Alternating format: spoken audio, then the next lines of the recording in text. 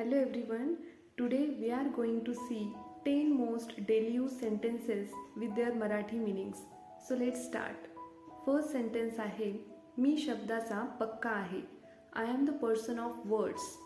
I am the person of words. जास्त भाव खाऊ नकोस. Don't act so pricey. Don't act so pricey. ती एकदम तुझ्यासारखी दिसते. She looks exactly like you. She looks exactly like you. हा तुझा शेवटचा निर्णय आहे का? Is this your final decision? Is this your final decision? तू उभा का आहेस?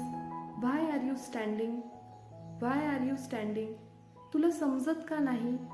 Why don't you understand? Why don't you understand? तू मला चुकीचं समजत आहेस. You are taking me wrong. You are taking me wrong. तू मला या प्रोजेक्टमध्ये मदत करशील का? Will you help me with this project? Will you help me with this project? हा तुझा भ्रम आहे. This is your illusion. This is your illusion. Me English शिकत आहे.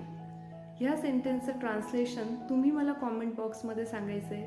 And if you feel this video is helpful to you, then don't forget to like this video and subscribe to my channel. See you in the next video. Thank you.